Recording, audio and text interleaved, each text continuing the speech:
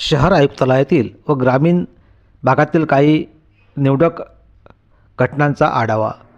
इमाननगर येथे चाकूने मारून जखमी केल्याची घटना लालखडी परिसरात घडली असून या संदर्भात आरोपीविरुद्ध गुन्हा दाखल करण्यात आला आहे. तर देशी दारू विक्रेत्यावर पोलिसांनी धाड टाकली असून शहरात वेगवेगळ्या ठिकाणी देशी दारूची अवैध विक्री होत असल्याची माहिती मिळताच पोलिसांनी धाडी घातली आहे. तर जुगारावरही पोलिसांचा धाडी घातल्या असून मुद्देमाल हस्तगत करण्यात आला असून वलगाव पोलीस स्टेशन अंतर्गत ही घटना घडली आहे.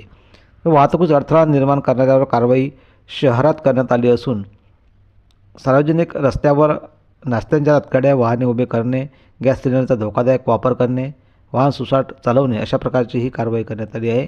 तर ट्रेड मालसमोरून दुचाकी लंपास झाल्याची ही घटना घडण्यात आली असून दुचाकीचा मोठ्या प्रमाणात सध्या शहरात चोरीला जात आहे. तर सिटी कोतवाली पोलीस स्टेशन अंतर्गत ही घटना घडली आहे. भरधाव ऑटो रिक्षा उलटून 3 जखमी झाल्याची घटना वलगाव पोलीस स्टेशन अंतर्गत घडली असून पोलीस घटनेचा तपास करत आहे. तर ग्रामीण भागातूनही करारनाम्यावर दिलेले वाहन परस्पर विक्री करण्यासंदर्भात चांदूर रेल्वे पोलीस स्टेशनमध्ये गुन्हा दाखल करण्यात आला आहे. काठी व कुऱ्हाडीने हल्ल्यात 2 जखमी झाल्याची घटना अंजनगाव सुर्जी येथे घडली असून या संदर्भात पोलीस तपास करत आहे. कौटुंबिक छळाप्रकरणी 4 जणांविरुद्ध गुन्हे दाखल करण्यात आले आहे. परतवाडा येथे घटना घडली असून परतवाडा पोलीस या संदर्भात पुढील तपास करत आहे.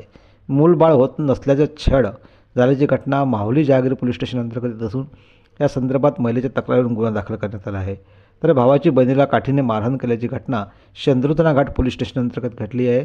या संदर्भात शेंद्रुतना घाट पोलीस तपास करत आहे. सावंगा शिवारातून दुचाकी लंपास झाल्याची घटना घडली आहे.